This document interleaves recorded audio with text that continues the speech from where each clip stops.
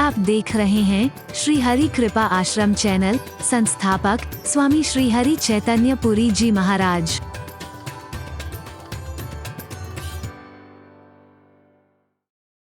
बोलो ना, कोई हवा है, वो भूत प्रेत है, कोई वो खा जाएगा तुम्हें? क्यों डर लगता है तुम्हें? तुम्हारे पास टिकट नहीं है, तुम अपनी सही सीट पर नहीं बैठे हो, तुम्हें डर लगा रहेगा कि कहीं आ ना जाए, कहीं उठा ना दे, कहीं कोई ना जाए, वो ना हो जाए। टीटी नहीं डरा रहा है, तुम्हारा अपना जो चोर है वो तुम्हें डरा रहा, अपनी जो कमी है वो तुम्हें डरा रही है। जेब काट करके भाग रहा है तो एक एनसीसी का कैडेट भी हमें पुलिस वाला लगता है, उसको देख करके भी डर पैदा होता है, कहीं पकड़ ना ले, कहीं पकड़ ना ले।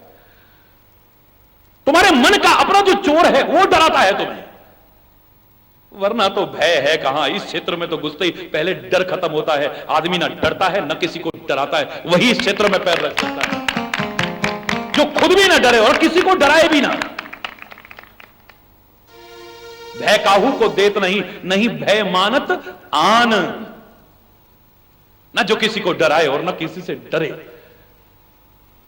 वही है इस क्षेत्र का पथिक, इस राह का पथिक वही है। दूसरा तो इधर पैर भी नहीं रख सकता है।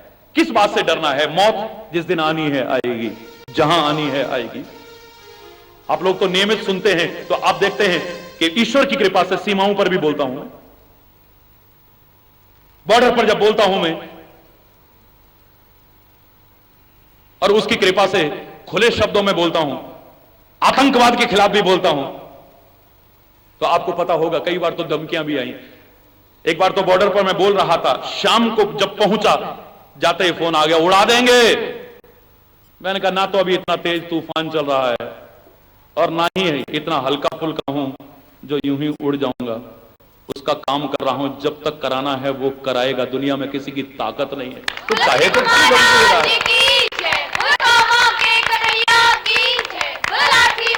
मृत्यु तो जब आनी है तब आएगी, और जिसकी आनी है आएगी। जिसका जन्म हुआ है, शरीर का जन्म है, तो मृत्यु आएगी। मुझे मारने की सामर्थ्य तेरी कहां है अभी? हरि बोल, हरि बोल। अभी तक दुनिया में कोई पैदा ही नहीं हुआ। ये शरीर आया है तो एक दिन जाएगा, और कैसे जाएगा ये वो जाने। हम इसकी चिंता नहीं करते हैं ना, इसके लिए हमें डर है हमारे मन में। बस डर है तो इस बात का कि कभी किसी का बुरा हमसे ना हो जाए, कभी बुराई के मार्ग पर पैर न रख दें, कभी किसी की बुराई न कर बैठे। बस इसके अलावा तो कोई डर है ही नहीं। हमें तो परमात्मा तक से डर नहीं लगना चाहिए। मृत्यु को याद अवश्य करो कि एक दिन आनी है, लेकिन डरो मत। जब आनी है तो क्या रोक लोगे इससे? हरि बोल, जोर से बोलो ना, हरि बोल। अरे हमें तो इसे संवारना है, हमें मृत्यु से भयभीत नहीं होना, हमें तो इसे संवारने की कोशिश करनी है। जन्म तो हमारा जहां होना था, जब होना था, जिस परिवार में होना था, जिन परिस्थितियों में होना था, हो गया। उस पर अब क्या कर सकते हैं हम? बोलो, कर सकते हैं कुछ? जहां होना था हो गया। अब हम संवार सकते हैं तो अपने जन्म को नहीं, संवार सकते हैं तो अपनी मृत्यु को संवार सकते हैं। कैसे संवरेगी? कुछ ऐसे कर्म करें। हरि चैतन्य पैदा हुए जग में जब, रो रहे थे तुम ही, बाकी खुश थे सभी।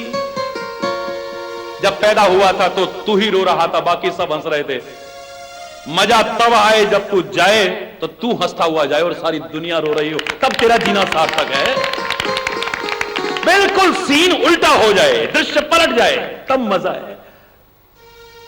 भय काहे का है? भक्त कभी डरता नहीं है, न किसी को डराता है। उसका रक्षक वो बैठा है, लेकिन जब तक भक्त है तभी तक रक्षक है वो। जब हम भी उलट करके जवाब देना शुरू कर देते हैं तो फिर हम, हरि बोल, जोर से बोलो ना, हरि बोल। एक संत चले जा रहे थे, भगवान के ध्यान में मगन होकर के कीर्तन करते हुए जा रहे थे। होश ही नहीं था। नदी के किनारे से निकले, एक धोबी के कपड़ों पर जो धो करके उसने रखे थे सुखाने के लिए, उन पर पैर पड़ गया। तो कहते हैं कि उसने उठाया डंडा और संत को मारना शुरू कर दिया। अबे राजा के कपड़े थे, देख के नहीं चल सकता, सारे गड्ढे कर दिए, ये है और वो है, मारना शुरू कर दिया। संत कहते हैं फिर भी भगवान का स्मरण करता रहा। तो कहते हैं कि परमात्मा रह नहीं पाए, व्याकुल होकर के भागने लगे। सारे बोले प्रभु अचानक? बोले हां, मेरे भक्त पर संकट है और मेरे भक्त का अगर नाश हो गया तो मेरा नाम लेने वाला दुनिया में कौन बचेगा? भक्त की रक्षा का दायित्व तो मेरा है। व्याकुल होकर के भागने लगे, लेकिन जब रास्ते से गए वापस लौट आए। प्रभु आपने रक्षा भी नहीं की, वापस लौट आए आप, ये क्या है? बोले अभी तक मेरे भक्त पर संकट था, मेरे भक्त को वो मारने की कोशिश कर रहा था। अब तो लगता है दो धोबी आपस में लड़ रहे हैं, क्योंकि संत भी बदले में उसकी पिटाई करना शुरू कर रहा है। अब उसने भी डंडा उठा लिया, उसने भी डंडा उठा लिया। तो संत अपनी ताकत आजमा ले, जब ये हार जाएगा मेरे को पुकारेगा तो फिर मैं इसकी रक्षा के लिए भागूंगा। अभी इसको अपनी ताकत का भरोसा हो गया कि मैं जवाब दे सकता हूं। जब तेरे को अपनी ताकत का भरोसा है तो तू दे ले जवाब, जब हार जाए तो मेरे को पुकार लेना। अभी नारद प्रभु को पुकार रहा है तो प्रभु रक्षा कर रहे हैं, चाहे वो काम हो चाहे कोई भी क्यों ना हो, हर एक से रक्षा कर रहे हैं। कामदेव के मन में डर हुआ कि कहीं श्राप ना दे दे, चरणों में आकर के पूरी सेना सहित गिर पड़ा है। संतों महापुरुषों की एक विशेषता है कि सच्चे हृदय से अगर गलती का एहसास करके चरणों में गिर पड़ो, वो क्षमा कर देते हैं। बड़प्पन इसी में है। कहा भी है क्षमा बड़न को चाहिए छोटन को। इसका तात्पर्य नहीं कि छोटे उत्पात ही करते रहे, अगर उनसे कोई गलती हो गई है तो, और गलती का एहसास हो जाए तो वो क्षमा याचना कर ले तो वो क्षमा कर दे। ये बड़प्पन इसी में। बड़े बड़े संतों महापुरुषों ने, हो सकता है ऋषि मुनियों ने, संत की तो मैं नहीं कहता, ऋषि मुनियों ने श्राप भी दिया होगा, लेकिन अगर चरणों में गिर करके क्षमा याचना की है तो उस श्राप से मुक्ति का उपाय भी उन्होंने बताया। और श्राप कैसे मंगलकारी हो जाए, वो श्राप भी कृपा में कैसे बदल जाए, उसका उपाय भी उन्होंने ही बताया होगा, किसी और ने नहीं बताया। अगर नलनीर को श्राप दिया है कि तुम तंग करते हो हमको, हमारी चीजें समुद्र में डुबो देते हो, जाओ हम तुम्हें श्राप देते हैं, तुम्हारी छी हुई कोई भी चीज अब डूबेगी नहीं, माफ करना प्रभु। बोले जाओ, अब जो श्राप निकल गया, लेकिन ये श्राप नहीं रहेगा, ये कृपा हो जाएगी। प्रभु जब लंका की ओर बढ़ेंगे तो तुम्हारे छुए पत्थर ही सागर के ऊपर तैरेंगे, परमात्मा की सेवा का सौभाग्य तुम्हें मिलेगा, जाओ तुम। ये क्या है, ये श्राप है या कृपा? आप स्वयं विचार करके देखिए। अहिल्या को श्राप दे दिया, जाओ पत्थर की हो जाओ।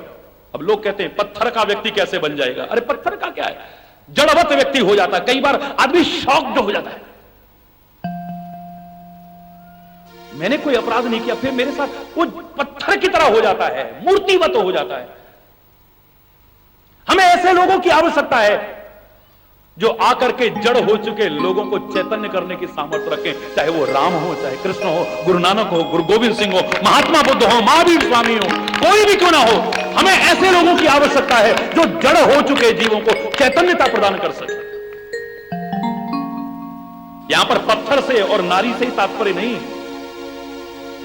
आदमी पत्थर की तरह हो जाता है, जड़ हो जाता है। आदमी जब शॉक्ड हो जाता है तो एकदम, आप देखिए कैसे हो जाता है व्यक्ति। आप लोग क्या कहते हो, स्टैचू। अब जैसे है आदमी वैसा का वैसा रह गया। मूर्ति का मतलब नहीं कि पत्थर ही बन जाए आदमी, पत्थर का तात्पर्य नहीं कि पत्थर ही बन जाए आदमी। ओ मेरे शेर, ताकत देकर के तुमने शेर का, तो इसका तात्पर्य नहीं कि वो शेर ही बन गया है। आदमी जड़ हो गया है, आदमी ऐसा एकदम से शॉक्ड हो जाता है कि मैंने ये अपराध नहीं किया और फिर मेरे को ऐसा। राम आता है, महापुरुष आते हैं, संत आते हैं, उबारते हैं, तुम घबराओ मत,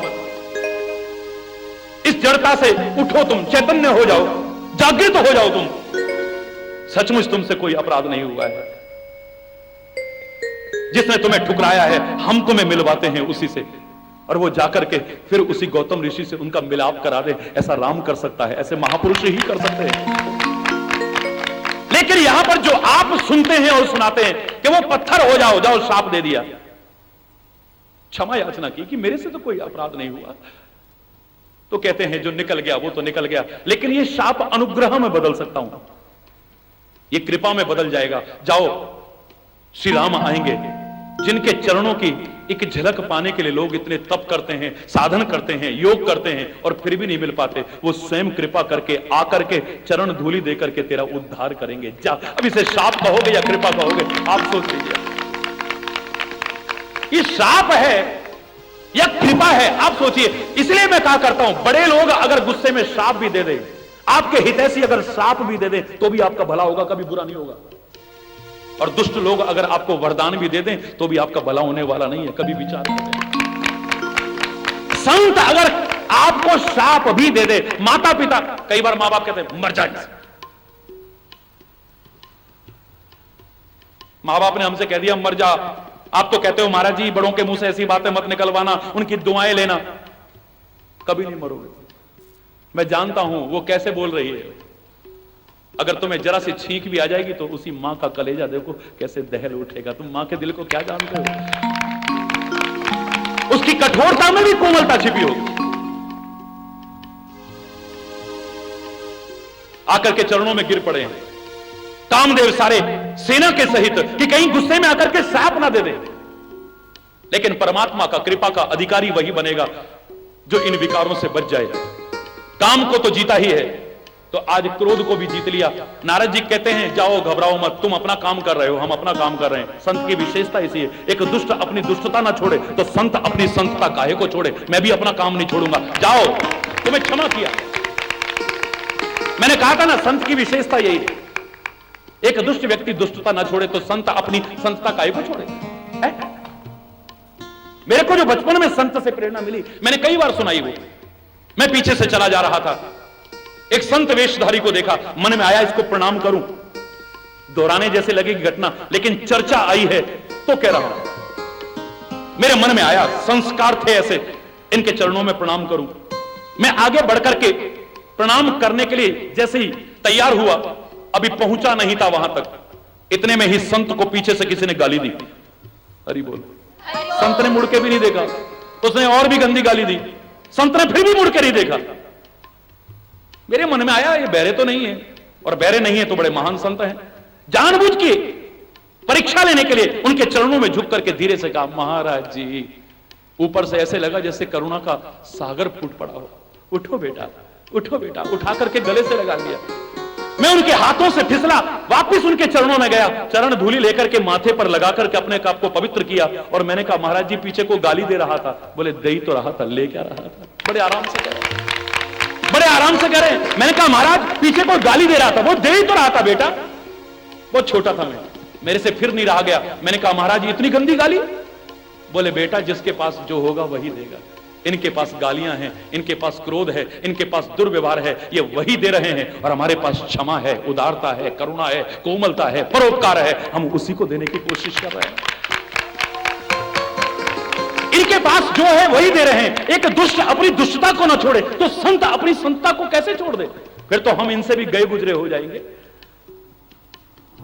नारद जी कहते हैं जाओ, तुम्हें क्षमा किया, जाओ। महाराज हमने आपकी तपस्या भंग करने की कोशिश की। बोले तुम अपना काम कर रहे थे, हम अपना काम कर रहे हैं। बड़ा अच्छा हुआ। यहां पर एक प्रेरणा मैं आपको जरूर दूंगा। एक अच्छाई अपने अंदर लाने की कोशिश करोगे ना तो कई अच्छाइयां आपके अंदर अपने आप आएंगी। और एक बुराई अगर अपने अंदर लाने की कोशिश करोगे तो उसकी सहयोगी अनेक बुराइयां अपने आप आपके अंदर आने लगेंगी। बच नहीं पाओगे उन बुराइयों से कभी। एक अच्छाई लाने की कोशिश करोगे ना तो उसकी सहयोगी अनेक अच्छाइयां आपके अंदर अपने आप आनी शुरू हो जाएंगी। और एक बुराई लाओगे तो अनेक बुराइयां आपके अंदर आएंगी। कोई मजाक में सुना रहा था, बोले किसी के घर में कोई अपने मित्र का संबंध तय करने के लिए गया। उनका पहले बताओ लड़का कैसा है। बोले लड़का बहुत अच्छा है। हरि बोल, हरि बोल, जोर से बोलो ना, हरि बोल। नहीं मजा नहीं आया, हरि बोल। सारे मिलके बोलो ना, हरि बोल। लड़का कैसा है भाई जिसका संबंध लेके आए हो तुम, तुम्हारा दोस्त है। बोले साहब लड़का बहुत अच्छा है। बोले कोई कमी तो नहीं? नहीं साहब बड़ा अच्छा लड़का है, बस वो कभी कभी थोड़ा। हरि बोल, हरि बोल। बोले तुम तो कह रहे हो बहुत अच्छा लड़का है। बोले नहीं कभी कभी बस। बोले कब? बोले जब वो पार्टी जम रही होती है तो जीत जाता है तो लोग कहते हैं पार्टी दो, थोड़ा जुआ हुआ खेल लेता है तब जाकर, तो जुआ भी खेलता है। बोले क्या करे, अब घर में तो पैसा है नहीं, अब शराब भी चाहिए, मीट भी चाहिए, और फिर कभी कभी वैसी जगह पे भी चला जाता है तो उसके लिए पैसे की जरूरत पड़ती, इसलिए खेलता है। वैसे लड़का बहुत अच्छा है। अरे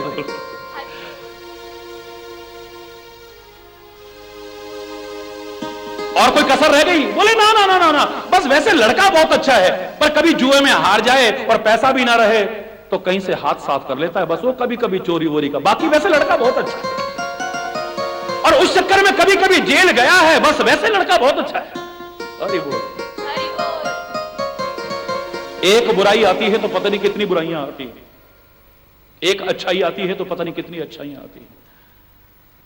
आज प्रभु का नाम लेना शुरू किया है, हृदय से परमात्मा का स्मरण शुरू किया है, तो आज काम पर विजय प्राप्त हो गई और क्रोध पर भी विजय प्राप्त हो गई। आज प्रभु का नाम लेना शुरू किया है, हृदय से परमात्मा का स्मरण शुरू किया है, तो आज काम पर विजय प्राप्त हो गई और क्रोध पर भी विजय प्राप्त हो गई। हरि बोल, हरि बोल। शंकर भगवान ने भी चाहे क्रोध में आकर के कामदेव को जला करके राख कर दिया हो, लेकिन नारद नहीं गुस्सा कर रहा है। शंकर जी ने क्यों किया, मैं इस पर चर्चा इस समय नहीं कर रहा, लेकिन नारद को गुस्सा नहीं आया, नारद के मन में काम वासना जागृत नहीं हुई। एक अच्छाई आने पर इतनी अच्छाइयां आ गई, लेकिन अब एक बुराई आ गई। ये सब तो नहीं हुआ, पर अहंकार आ गया है। मन में अहंकार आ गया कि मैंने काम को जीत लिया है और मैंने क्रोध को जीत लिया है। बड़े बड़े ऋषि मुनि तपस्या करके अपने काम पर विजय प्राप्त नहीं कर पाए, उनकी तपस्याएं भंग हो गई। गुस्से में आकर के श्राप दे देते थे, लेकिन मैंने तो कामदेव पर भी गुस्सा नहीं किया, मैं आ गई। जब मैं था तब हरि नहीं, अब हरि है मैं ना।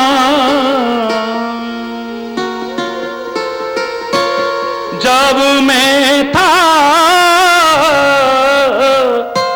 तब हरि नहीं, ओ अब हरि है मैं ना। अभी तक हरि थे तो मैं नहीं था। हरि बोल, हरि बोल। अब मैं आ गया तो अब हरि कहां से रहेंगे? हरि बोल, हरि बोल। बोलते रहो ना। हरि बोल। मैंने काम को जीत लिया है, मैंने क्रोध को जीत लिया है, लेकिन अब सुनाएं किसको? अपनी प्रशंसा करें किसके सामने? वहां हिमालय की गुफा में तो आसपास कोई है ही नहीं। तभी तो मैं कहा करता हूं मेरे प्यारे बच्चों, मेरे भाइयों, मेरी बहनें, हिमालय में रहकर के कोई कहे कि मैंने क्रोध पर विजय प्राप्त कर ली, मैं नहीं मानता। वहां रहकर के कोई कह ले काम पर विजय प्राप्त कर ली, मैं नहीं मानता।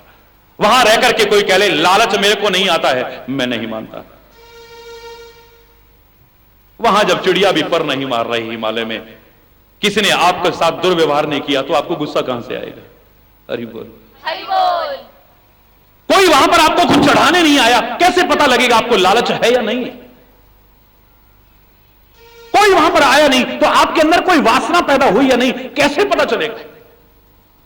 मैं नहीं कह रहा कि जबरदस्ती परीक्षा करना, लेकिन मैं तो कह रहा हूं कि जब यहां सबके बीच रह करके और फिर भी आप इन पर नियंत्रण कर ले, तब मैं मानूंगा। कोई दुर्व्यवहार करे तब गुस्सा आपको ना आए, सबके बीच रह करके फिर वासना और विकार ना आए, तब मैं मानता हूं कि आपने विजय प्राप्त की। वहां रह करके कर ली, कौन मानेगा उसे?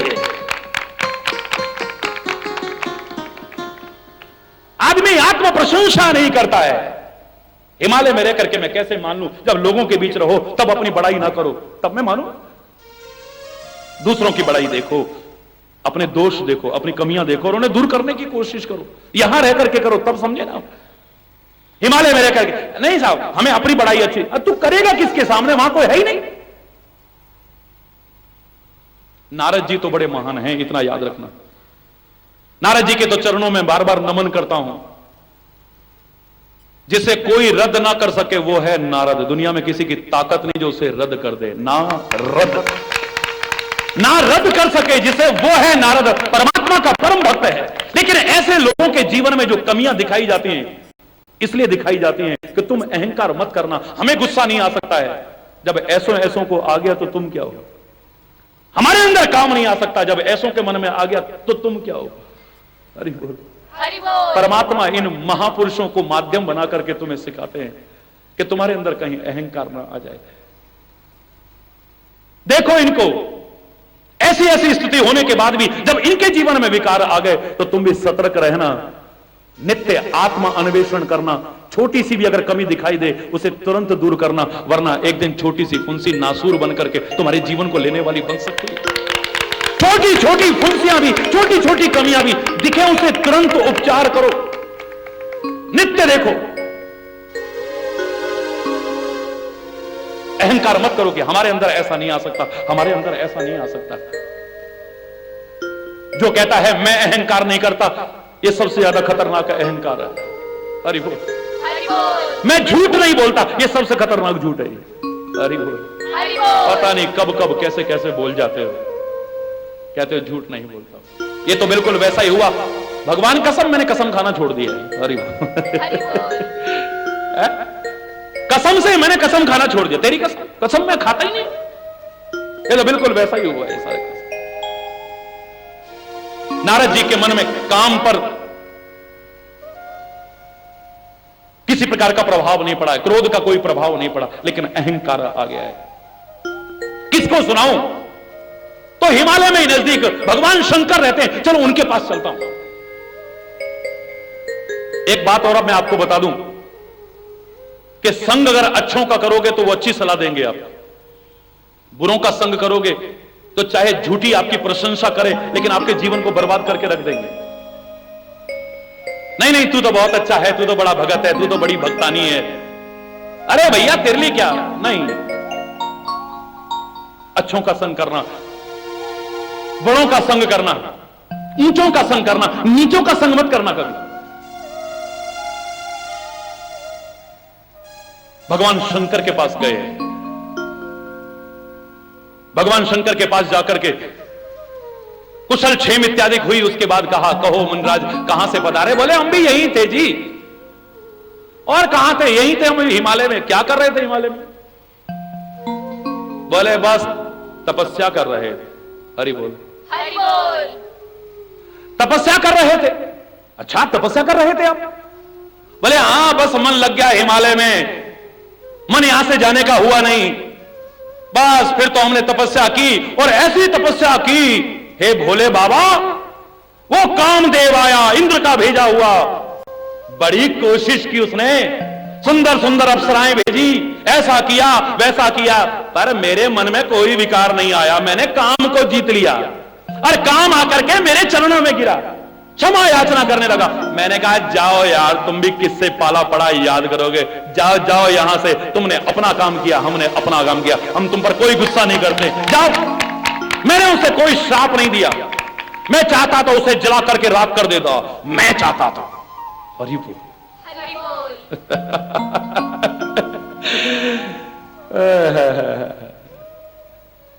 हम में आ गई है, अहंकार आ गया है, मैं आ गई है। अहंकार बुरी चीज है, अगर करना ही है तो अच्छा श्रेष्ठ अहंकार करो। मद तो अच्छा नहीं है, लेकिन हमारे यहां श्रीमद बड़ा अच्छा माना गया है। श्रीमद भागवत, श्रीमद भगवत गीता। मद माने अहंकार। वो कहता है अहंकार ही करना है तो श्री माने श्रेष्ठ, श्रेष्ठ अहंकार करना, निकृष्ट अहंकार करने की कोशिश करना। दुनिया मेरी है, ये साधन मेरे हैं, ये ताकत मेरी है, मैं ये हूं, मैं वो हूं, ये निकृष्ट अहंकार है। लेकिन परमात्मा मेरा है, सदगुरु मेरा है, ये श्रेष्ठ अहंकार है। करना है तो ये है। मैं किसका सेवक हूं?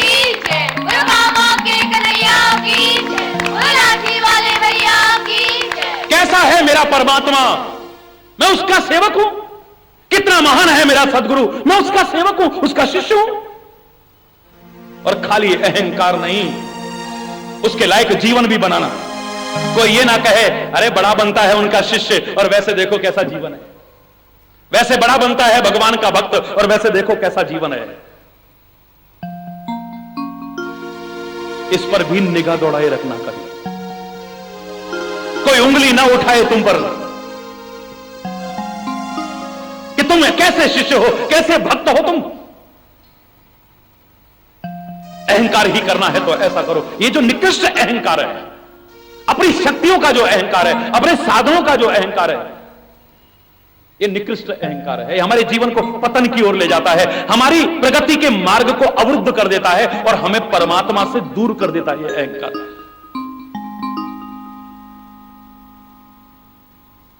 परमात्मा की कृपा अब नहीं है, अब दया का पात्र है, अब कृपा का पात्र नहीं है। अभी तक कृपा थी, जरा सा भी बाल बांका नहीं हो पाया, अब दया आ रही है, तरस आ रही है इस नारद का क्या होगा।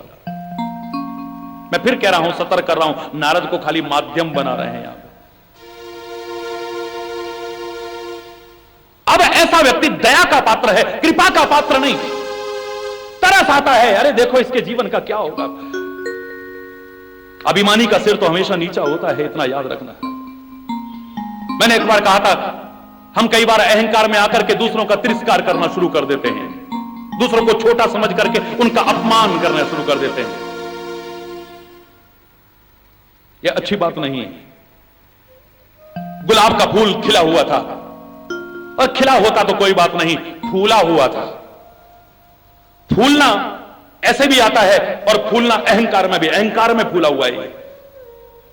माना कि तूने बड़े कष्ट उठाए हैं तब इस लायक बना है कि तेरी खुशबू फैल रही है, तेरा सौंदर्य विकसित हुआ है, लेकिन अहंकार तो अच्छी चीज नहीं है। ये अहंकार में फूल गया है, पर अहंकार में फूल गया, इतने पर सबर नहीं। अपने नीचे एक पत्थर रखा हुआ था, उसको अपमानजनक शब्द कहने लगा, तिरस्कार करता हुआ। अबे ओ पत्थर देख, हम तेरे से भी नीचे थे कभी और आज तेरे भी ऊपर पहुंच गए, देख, और तू वहीं का वहीं पड़ा रहेगा, याद रखना। अगर परमात्मा की कृपा से या कष्ट पाकर के कोई स्थान आपने हासिल किया है तो इसका अर्थ यह नहीं कि दूसरों का तिरस्कार करो, दूसरों का अपमान करो, उन्हें छोटा समझ करके उनके लिए हे दृष्टि से देखो। ऐसा आपको अधिकार किसने दे दिया है? अबे ओए पत्थर, तू वहीं का वहीं पड़ा हुआ है, हम तेरे से नीचे थे जब हमारी कलम लगाई गई थी, आज कहां तक पहुंच गए, और देख हमारा सौंदर्य, देख हमारी खुशबू, और तू वहीं पड़ा रहेगा। पत्थर कहने लगा, मेरे को बड़ी खुशी है कि मेरे साथ में ही थे तुम, आज इतना ऊंचा उठ गए हो, ये बड़ी खुशी की बात है, मुझे जलन नहीं है तुमसे। लेकिन ऐ गुलाब, मैं हाथ जोड़ के कहता हूं कि अभिमान करना अच्छी चीज नहीं है। अभिमानी का सिर हमेशा नीचा होता है, एक दिन तुम्हारा पतन हो जाएगा, नीचे गिर जाओगे। मत करो अहंकार। अंगूर खट्टे हैं, तुम कुछ बन नहीं सकते हो, तब कह रहे हो ऐसा। पत्थर कहने लगा, भैया वक्त का कोई पता नहीं है, ऊपर वाला कब नीचे आ जाए, नीचे वाला कब ऊपर पला चला जाए, कोई पता नहीं। इसलिए किसी का अपमान, किसी का तिरस्कार करने की कोशिश मत करो। वो फिर अहंकार में हुंकार बढ़ता रहा, लेकिन वक्त ने पलटा खाया।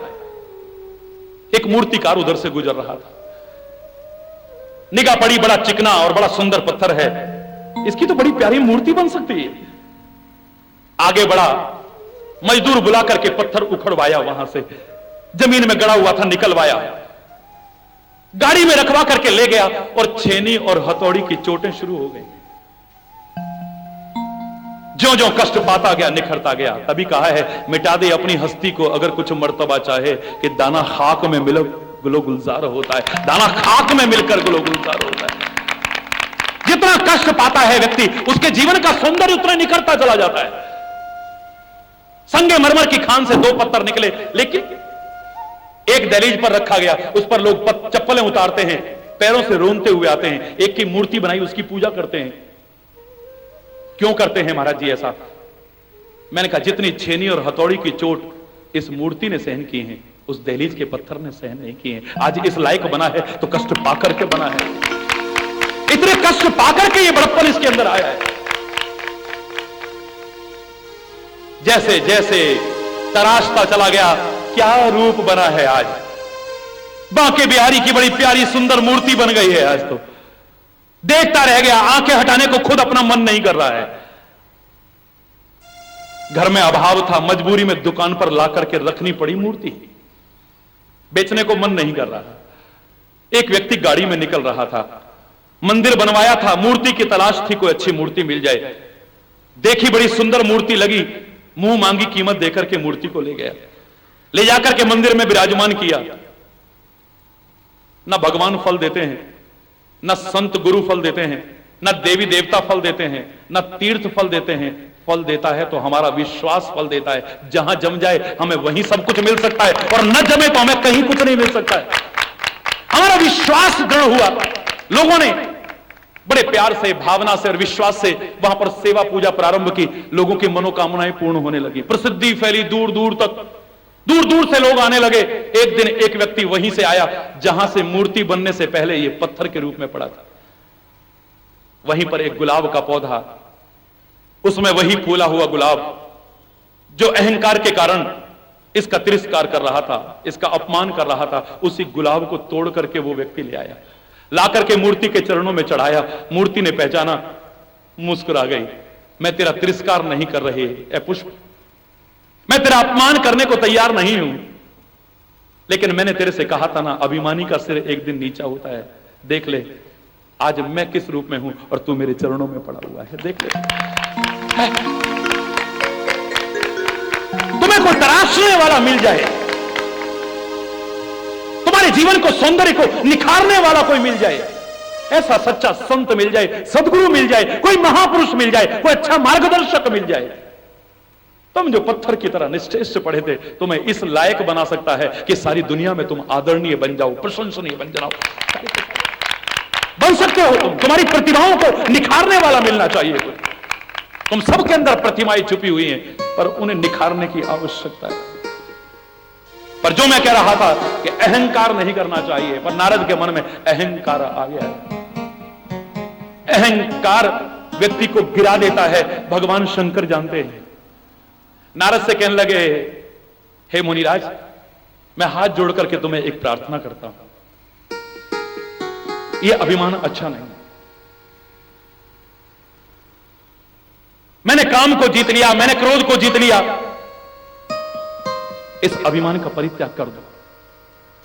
जो कुछ होता है परमात्मा की कृपा से होता है, यह मन में भाव ले आओ। परमात्मा का स्मरण करके ही तुम्हारा मन वहां लगा था, वरना तो शाप के कारण तुम्हारी तो गति यह थी, तुम एक जगह टिक भी नहीं सकते थे नारद मुनि।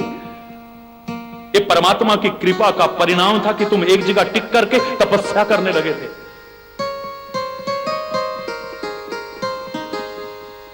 वरना तुम कहां से तपस्या करते, कहां तुम काम पर विजय प्राप्त करते, कहां तुम क्रोध पर विजय प्राप्त करते। ये परमात्मा की कृपा है, उसे याद करो, इस अहंकार का परित्याग कर दो।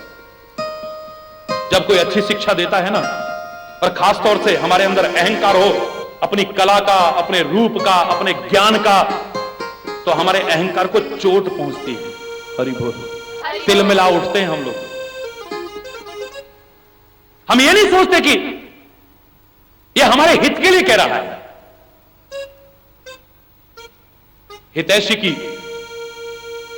वो कठोर बातें हमें बुरी लग जाती हैं। मैंने एक बार कहा था, डॉक्टर की क्रिया को तुम पहचान जाते हो कि डॉक्टर मीठी गोली दे रहा है तो हमारी भलाई के लिए, कड़वी गोली दे रहा है तो भलाई के लिए, चीरा लगा रहा है तो हमारी भलाई के लिए, ऑपरेशन करके फाड़ रहा है तो हमारी भलाई के लिए, और जहर आगे ना फैल जाए, महत्वपूर्ण से महत्वपूर्ण अंग को काट के भी फेंक देता है तो हमारी भलाई के लिए। कोई शत्रुता नहीं है उसकी हमारे साथ।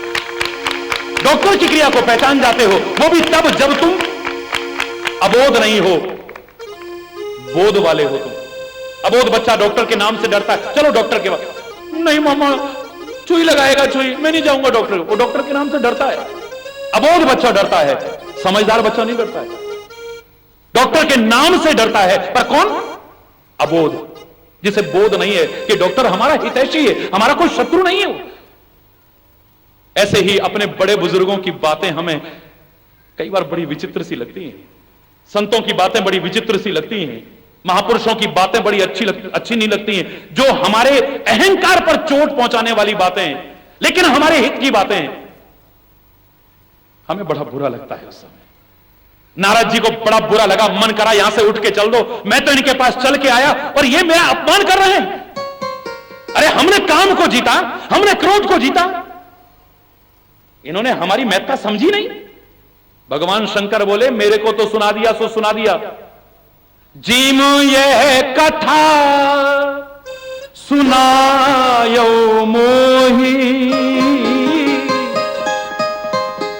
जैसे ये कथा मेरे को सुनाई है ना, मैं हाथ जोड़ के कहता हूं, तीमी जन हरि ही सुनाई कबहू, चलई प्रसंग दुराई तबहू।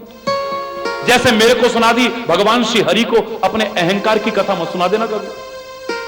भगवान अहंकार पसंद नहीं करते हैं। अगर तुमने अहंकार अपना दिखाया तो उनका एक नाम है गर्व प्रहारी। वो गर्व पर प्रहार करते हैं, और खासतौर से अपने भक्तों के गर्व पर, उनके हित के लिए, उनकी बुराई के लिए नहीं, उनके भले के लिए उनके अहंकार पर चोट पहुंचाते हैं। मैं तो कुछ नहीं कहूंगा, तेरे को खाली शिक्षा दूंगा, लेकिन वो तेरा अहंकार तोड़ देंगे। अगर जानबूझ करके कथा शुरू भी करें ना भगवान श्री हरि, तो उनके सामने अहंकार मत करना, तो कभी तोड़ करके रख देंगे तेरा अहंकार सारा का सारा। हरि बोल, जोर से, और जोर से। कहा तो बड़ी भलाई के लिए, शंभु कहा उपदेश हित, नहीं नारद ही सुहान। बड़ी भलाई के लिए कही थी, लेकिन नारद जी को अच्छा नहीं लगा, बड़ा गुस्सा आया। अरे अच्छा महाराज ठीक है, तुम बैठो कैलाश में, हम चलते हैं। चल दिए वहां से, अहंकार में भरे हुए चल दिए वहां से, शंकर की बात का बुरा मान करके चल दिए वहां से। बोले बुजुर्ग है ना सबसे, ब्रह्मा जी सारी सृष्टि को पैदा किया है, वो समझेगा हमारी कदर को, उसके पास चलते हैं। ब्रह्मा जी के पास में पहुंचे, ब्रह्मा जी हमने काम पर विजय प्राप्त कर ली, हमने क्रोध पर विजय प्राप्त कर ली। बोले अच्छा, अरे हमने शंकर जी को बात बताई तो वो तो चिढ़ गए हमसे, उल्टा हमको शिक्षा देने लगे। धूप में सफेद नहीं करे ब्रह्मा जी ने भी। अरे बोल, समझदार आदमी वही शिक्षा देता है जहां उसकी शिक्षा की कोई कदर हो। सलाह भी वही देनी चाहिए जहां तुम्हारी सलाह की कोई, जब तुम्हारी सलाह की कोई बुरा माने उसको सलाह देने की आवश्यकता। ब्रह्मा जी बोले जब शंकर की बात इसे बुरी लगी, हम देवता तो स्वार्थी हो सकते हैं, लेकिन शंकर तो स्वार्थी नहीं, वो तो परमार्थी है, परोपकारी है, जो सारे जीवन इसी के लिए प्रयत्नशील रहा कि दुनिया को अमृत मिल जाए, मुझे बदले में चाहे विष मिल जाए, दुनिया को जीवन मिल जाए, मेरा चाहे जीवन भी चला जाए, मुझकी उसकी परवाह नहीं है। ऐसे शंकर की बात अच्छी नहीं लगी तो इसे मेरी शिक्षा कहां से अच्छी लग जाएगी। अच्छा, अरे नारद जी महाराज, आपके लिए कौन सी बड़ी बात है, काम पर विजय प्राप्त करना, क्रोध पर विजय प्राप्त कर, अरे आप तो बड़े महापुरुष हैं। हरि बोल। अच्छा ठीक है, ठीक, बहुत अच्छी बात। हाथ जोड़े, नारद जी वहां से फिर अहंकार में भरे हुए आगे चल देते हैं और पहुंच जाते हैं क्षीर सागर में। क्षीर सागर में पहुंचे, एक बात याद रखना, क्षीर कहते हैं दूध को। हरि बोल। अगर तुम चाहते हो कि परमात्मा तुम्हारे हृदय में निवास करे, उसे क्षीर सागर साई क्यों कहते हैं, क्षीर सागर में शयन करने वाला क्यों कहते हैं? इसलिए कहते हैं कि दूध का और खटाई का, दूध का और गंदगी का मेल नहीं है। अगर अपने मन में क्षीर साई भगवान विष्णु को निवास दिलाना चाहते हो तो अपने हृदय को पवित्र करना पड़ेगा तुम्हें। अगर बर्तन में गंदगी हुई तो दूध फट जाएगा, बर्तन में अगर जरा सी भी खटाई आ गई तो दूध फट जाएगा। जब दूध ही नहीं रहेगा तो दूध में निवास करने वाला वो परमात्मा का स्वरूप वहां कहां से आ जाएगा। इसलिए हमें प्रतीकात्मक रूप से कहा गया है कि दूध के सागर में निवास करने का तात्पर्य कि जैसे दूध को गंदगी पसंद नहीं है, गंदगी से दूध खराब हो जाता है, दूध को खटाई पसंद नहीं है। तुम्हारे दिलों में खटाइयां आ जाती हैं, भाई भाई के लिए खटाई आ जाती है, पति पत्नी के मन में खटाई आ जाती है, मित्र मित्र के मन में खटाई आ जाती है, एक दूसरे के प्रति खटाई। अरे हमारा तो मन खट्टा हो गया उससे।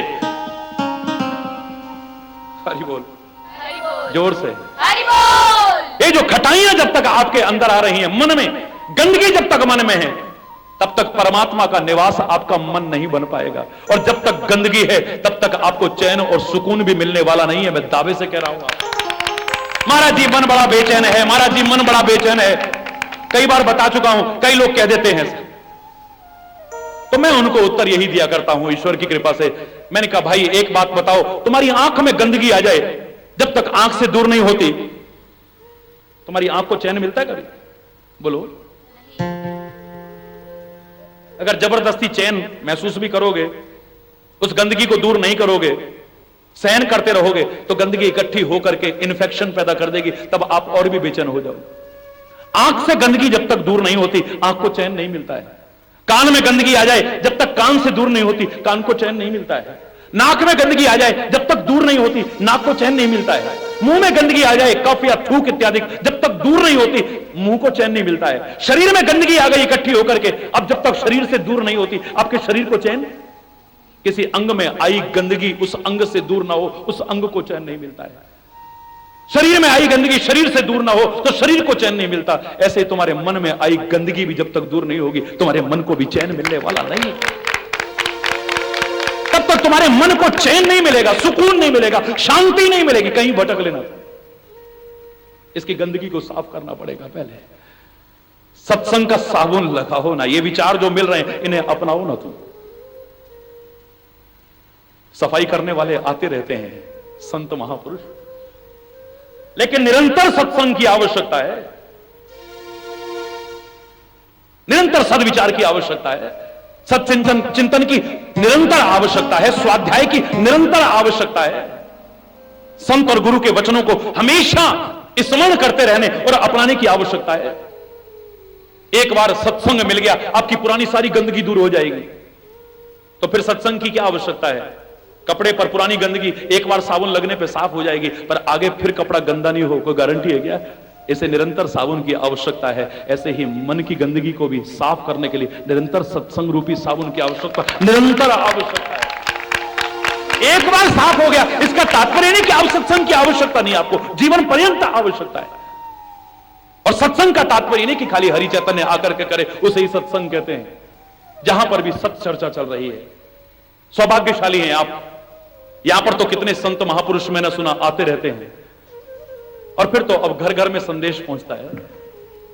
विभिन्न साधनों से आप घर बैठे बैठे भी उन सद्विचारों को सुनते हैं, आप विभिन्न महापुरुषों के सुनते हैं। आप जहां से जो अच्छा मिले उसे लेकर के जीवन में अपनाओ ना, अपने जीवन को ऊंचा उठाने की कोशिश करो ना। किसी को छोटा बड़ा मत समझो, फलाने संत बहुत बड़े हैं और फलाने बहुत छोटे, संत तो बहुत बड़ा है। तुम बड़प्पन पता नहीं काहे में आंकते हो, यहां कहीं भूल कर जाते हो तुम। सद्विचार जिसके अंदर है उसको अपनाओ, जहां से जो अच्छा मिले। उत्तम विद्या लीजिए यद्यपि नीच पे होए, पर अपावन ठोर पे कंचन तजे न कोय। आपका सोना और हीरा अगर गंदगी में भी गिर जाए वहां से उठा लेते हो। छोड़ो संत महापुरुषों की बात, छोड़ो वेद शास्त्रों की बात, जिसे तुम नीच मानते हो, अगर उससे भी कोई अच्छाई मिले तो उससे भी लेने में संकोच मत करिए। गुणग्राही बनो तुम। मैंने कल भी आपसे कहा कि हरि चैतन्य के पास क्या है और कितना है यह इतना महत्वपूर्ण नहीं है, पर तुम क्या ले सकते हो और कितना ले सकते हो यह महत्वपूर्ण है। बारिश हो रही है और तुमने बर्तन को ढक के रख दिया है। हरि बोल, हरि बोल, जोर से बोलो, हरि बोल। बारिश हो रही है और तुमने बर्तन को ढक के रख दिया है या उल्टा रख दिया है, आपका पात्र नहीं भरेगा। कई दिन तक बारिश हुई पर आपको क्या लाभ मिला? यहां 7 तारीख से और 12 तारीख तक जम के वर्षा हो रही है, पर अगर इस पात्र को बंद रखोगे या इसे उल्टा करके रखोगे तो कुछ मिलने वाला नहीं है। इसे खोल करके महाराज की जय, कामा के कन्हैया की हरि बोल, लाठी वाले भैया की जय। इसे खोल करके रखना, अपने मस्तिष्क के द्वार को खोल करके रखना, अपने हृदय के द्वार को इन विचारों के लिए खोल करके रखना। मस्तिष्क को भी खोल करके रखना, हृदय को भी खोल करके रखना। इसे संकुचन ना हो जाए इसका, क्योंकि हमारा हृदय बहुत सिकुड़ गया है, बहुत सिकुड़ गया है। बुरा मत मानना। मस्तिष्क तो हमारा बहुत विशाल होता जा रहा है, लेकिन हमारा हृदय सिकुड़ता जा रहा है।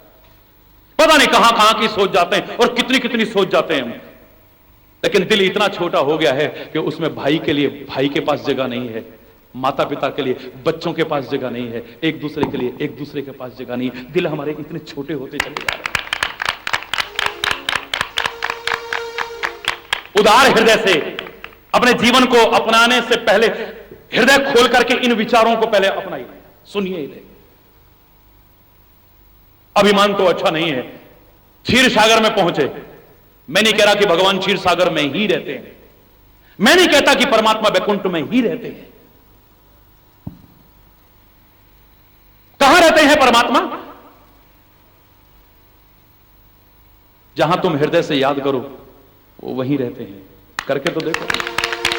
जब वो सृष्टि के कण कण में है, सर्वव्यापक है। कोई कहता है अरे जंगलों में काहे को जा रहे हो, वहां क्या भगवान बैठा है? हिमालय में काहे को जा रहे हो, भगवान बैठा है, वहां काहे को जा रहे हो? अरे जब सब जगह है तो वहां भी है। मिलना है तो तुम्हें जंगल में भी मिल जाएगा, हिमालय में मिल जाएगा, घर में भी मिल जाएगा। और जीवन अच्छा ना हुआ तो ना यहां मिलेगा ना वहां मिलेगा, कहीं मिलने वाला नहीं। कहां नहीं है परमात्मा? वैकुंठ में भगवान है क्या? सब जगह है तो वहां भी है भाई।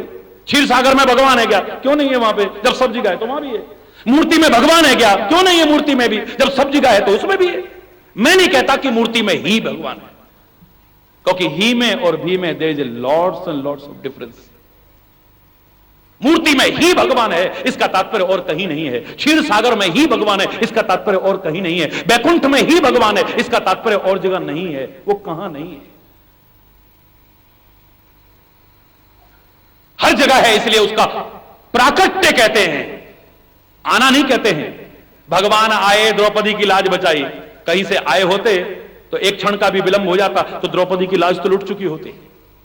वो जहां है पुकारो, वहीं से प्रकट हो जाएगा। प्रहलाद की तरह तुम खंबे में से भी प्रकट कर सकते हो। अग्नि में बैठते एक क्षण को याद करो, एक क्षण के लिए भी अग्नि की तपिश तुम्हें जरा सा भी कुछ बिगाड़ नहीं सकती। वो कहां नहीं? आप भावना से कहते हो हरि आ जाओ एक बार, मेरा छोटा सा संसार, मेरा कोई विरोध नहीं है, क्योंकि भावनाओं में कोई तर्क नहीं है। आपकी निगाह जैसी है, आप जितना सोचते हैं उस हिसाब से आप प्रार्थना कीजिए। जिन शब्दों में करते हैं कीजिए, जिस प्रकार से करते हैं आप कीजिए। कोई विरोध नहीं है मेरा। मैं आपको संकुचित दायरे में बांधना नहीं चाहता कि प्रार्थना का तात्पर्य यही होता है। आप ऐसे ही प्रार्थना कीजिए, इन्हीं शब्दों में कीजिए, इन्हीं श्लोकों को बोल करके कीजिए। मैं नहीं कहूंगा हरि बोल। परमात्मा का कोई नाम छोटा बड़ा नहीं। कैसे आप पुकार रहे हैं, आपकी भाषा शैली कैसी है, आपका कंठ कैसा है, आपको संस्कृत का या विशेष भाषा का कोई ज्ञान है या नहीं, ये इतना महत्वपूर्ण नहीं है। आप पुकारिए, सच्चे हृदय से पुकारिए, किन्हीं शब्दों में पुकारिए, कैसे भी पुकारिए। सच्चे हृदय की प्रार्थना को परमात्मा अवश्य सुनते हैं। नारद जी ने पूछा भी था कि प्रभु अपना एड्रेस बताओ ना जरा, आपका एड्रेस क्या है? भक्त लोग पूछते हैं कि हम भगवान को कहां ढूंढें। क्या कहा था भगवान ने? नाहम बसामि बैकुंठे न योगिनां हृदयेन च मद्भक्तः यत्र गायन्ति तत्र तिष्ठामि नारद। हे नारद, ना हम बसामि वैकुंठे, मैं खाली वैकुंठ में नहीं रहता हूं, मैं खाली क्षीर सागर में नहीं रहता हूं, खाली योगियों के हृदय में ही नहीं रहता हूं। मेरे भक्त सच्चे हृदय से जहां पुकारते हैं मैं तो वहीं होता हूं। पुकार के देखो तो सही, जहां तुम पुकारो मैं वहां हूं। लेकिन जो कथा कह रही है, कीर्तन करते हुए चले जा रहे हैं, हाथ में वीणा है। देखिए वहां पर कहा था सुमिरन किया तो श्राप की गति रुक गई, प्रभु के चरणों में प्यार पैदा हुआ और ध्यान एकाग्र हो गया। उससे पहले खाली वीणा बजाते हुए नारायण नारायण करते थे। और आज भी तुलसी लिख रहा है, एक बार करतल बर बीना। आज फिर वही है, वीणा बजाते हुए मुख से बोलते जा रहे हैं, श्रीमन नारायण नारायण हरि हरि, श्रीमन नारायण नारायण हरि हरि,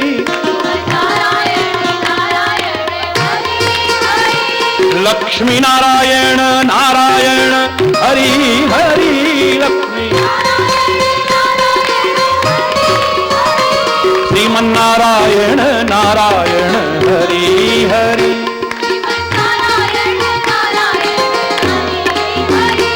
जय जय नारायण नारायण हरि हरि, जय जय नारायण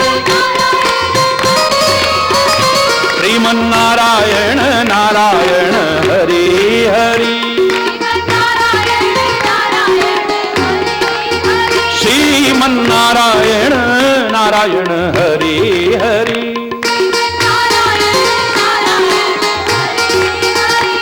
भक्तों के प्राण आधारे हरि, भक्तों के सारे जग के परम सहारे हरि, सारे नारायण नारायण हरि हरि, जय जय नारायण नारायण हरि हरि, जय जय नारायण नारायण हरि हरि, जय जय नारायण, जय जय नारायण नारायण हरि हरि, जय जय हरि बोल। कीर्तन करते चले जा रहे हैं, पहुंच गए, प्रभु को पता लगा कि नारद मुनि पधार रहे हैं, आगे बढ़कर के स्वागत किया है। इतना ऊंचा पद है संत का, और वही संत आज तुच्छ पदों की ओर भागे, एमपी एमएलए बनने के लिए और मिनिस्टर बनने के लिए। हरि बोल। भगवान जिसे आगे बढ़कर के सम्मान दे, उस संत का पद कितना ऊंचा होगा। अपने पद की गरिमा को हम खुद गिराने की कोशिश करें।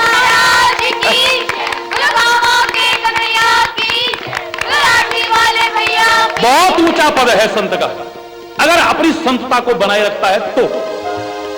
अपनी गरिमा को हम लोग खुद खो रहे हैं, बुरा मत मानिएगा। आज शिक्षकों ने अपनी गरिमा को खुद खोया है, सबने, मैं नहीं कहता। ब्राह्मणों ने अपनी मर्यादा को खुद खोया है, सबने, मैं नहीं कहता। संतों ने अपनी गरिमा को खुद खोया है, सबने, मैं नहीं कहता। गुरुओं ने अपनी गरिमा को खुद खोया है, सबने, मैं नहीं कहता। माता पिता ने अपनी गरिमा को खुद खोया है, सबने, मैं नहीं कहता। हरि बोल। और जिन्होंने खोया है, जागरूक होकर के उन्हें ही कोशिश करनी पड़ेगी अपनी गरिमा को, अपने महत्व को प्रतिष्ठापित करने के लिए, वरना तो अपने महत्व को खोते चले जा रहे हैं, सब खोते चले जा रहे हैं। हमें जागरूक होना पड़ेगा। संत पधारे हैं, परमात्मा उठ करके स्वागत करते हैं। दुनिया के राजाओं की तो बात छोड़िए, राजाओं का राजा, महाराजाओं का महाराजा, ये संत पद की गरिमा है। स्वागत किया, कुशल पूछी और बिठाया। कहो महाराज, बहुते दिनन कीन मुनि दाया। बहुत दिनों में दया की गुरु महाराज। हे मुनिराज, आपने बहुत दिनों में दया की। क्या बात है, कहां थे आप? भगवान शंकर ने कहा था कि विष्णु भगवान की, भगवान श्री हरि की आदत है कि वो जानबूझ के छेड़ते हैं। अगर जानबूझ के कोशिश भी करें तो तू प्रसंग को छुपा जाना। हे नारद, वहां जाकर के कहना मत मैंने और मैंने और मैंने। लेकिन याद नहीं रही अच्छी बात, अच्छी शिक्षा याद नहीं रही। भगवान ने कहा बहुत दिनों में आज दया की मुनिराज। बोले क्या करता, हिमालय में गया था, वहां पर तपस्या करने लगा, मेरी समाधि लग गई, इंद्र को जलन हो गई मेरी ऊंची स्थिति देख करके। कामदेव को भेजा, उसने कोशिश की, हमने काम को निष्फल कर दिया, काम पर विजय प्राप्त की, क्रोध पर विजय प्राप्त की। बस उसी में बहुत दिन लग गए, इसलिए नहीं आ पाया। बात इतना हो गया। ओए होए होए, हरि बोल। रूख वदन कर वचन मृदु, बोले श्री भगवान, तुमरे सुमिरन ते मिटही, मोह मार मदमान। अरे मुनिराज, तुम्हारे तो स्मरण मात्र से ही ये विकार दूर हो जाते हैं, तुमने विकार दूर कर लिए, कौन सी बड़ी बात। रूख वदन करी। अभी तक भगवान खुश होकर के मिले थे नारद से, लेकिन जब अहंकार देखा तो भगवान का चेहरा उदास हो गया। है मेरा भक्त और अहंकार, अहंकार चाहे किसी भी चीज का क्यों ना हो, परमात्मा की कृपा से दूर कर देता है, हमें दया का पात्र बना देता है। भगवान का चेहरा उदास हो गया, जो अभी नारद को देख करके खुश हुआ था, रूख बदन कर भगवान का वो मुस्कुराता चेहरा उदास हो गया है।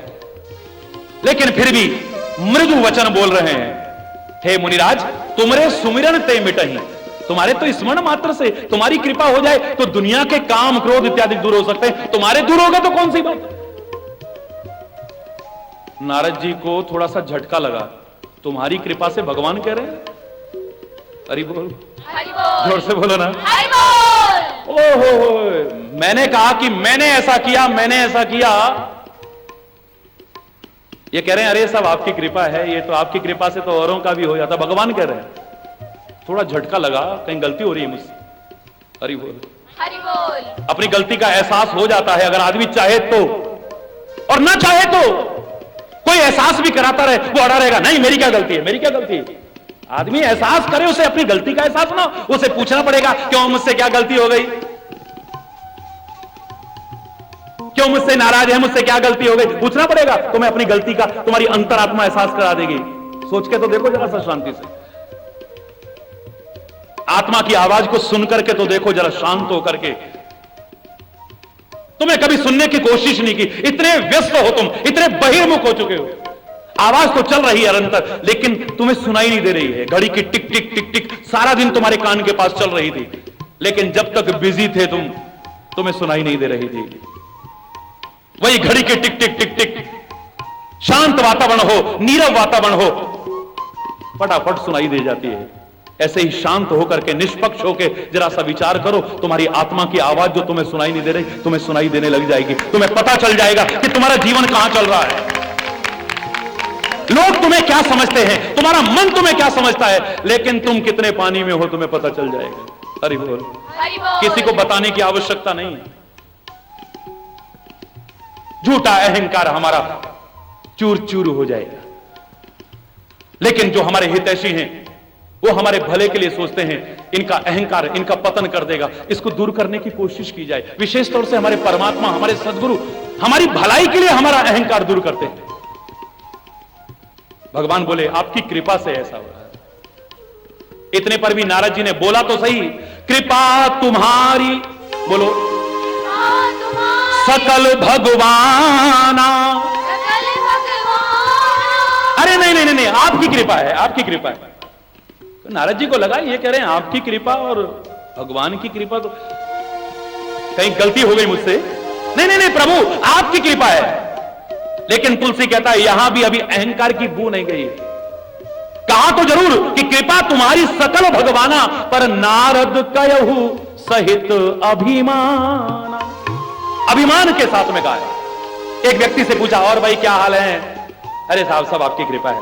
इधर ध्यान देना जरा, देखो ध्यान आपका इधर ही है, लेकिन इस ढंग को जरा ध्यान से सुनिएगा। और क्या हाल है भाई, अरे साहब सब आपकी कृपा है। और क्या हाल है, हाँ सब आपकी कृपा है। हरि बोल। शब्द दोनों एक हैं, पर भावना दोनों की, जोर से बोलो, दोनों की भावना अलग। क्या हाल है, अरे साहब सब आपकी कृपा है, बड़ी कृपा है, बहुत कृपा है। और क्या हाल है, आज बड़ी कृपा है, अरे कृपा है। शब्द बुरे नहीं कहे हैं, लेकिन अहंकार की बू आ रही है। और परमात्मा को तो अहंकार बिल्कुल भी प्रिय नहीं है। ना वो अहंकार करता है, ना अपने भक्तों में उनकी भलाई के लिए अहंकार रहने देता है, समाप्त कर देता है।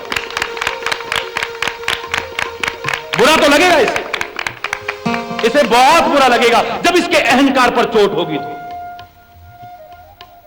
इसका अभिमान जब तोड़ने की कोशिश करेंगे, इसे बड़ा बुरा लगेगा, तिलमिला उठेगा ये। लेकिन क्या करूं, इसकी भलाई करनी है ना। मां का दिल कितना कोमल होता है, बोलो। बच्चे की जरा सी रोने की आवाज उसे व्याकुल कर देती है, लेकिन वही मां, कोमल हृदय की मां, कमजोर दिल की मां, प्यार के कारण, ममता के कारण जब बच्चे को कहीं फोड़ा हो जाए तो डॉक्टर के पास ले जाती है। डॉक्टर कहता है चीरा लगाना पड़ेगा। बोले हाँ हाँ लगाओ ना। बोले तुम यहां से चल, नहीं नहीं नहीं मैं पकड़ लूंगी। जरा से रोने पर उसके दिल घबरा जाता था, आज पक्का दिल करके ऐसे पकड़ करके खड़ी हुई है। क्यों? बच्चे की भलाई के लिए। आज मां का कठोर हृदय तो नहीं था, लेकिन इतना कठोर जिगर करके अपने सामने चीरा लगवा रही है और एक बार आंख से आंसू नहीं बहाती है, क्योंकि वो चाहती है कि इसका ये रोग दूर हो जाए, इसकी विकृति दूर हो जाए, वरना किसी दिन बहुत बड़ा नुकसान हो जाएगा। बच्चा रोता है,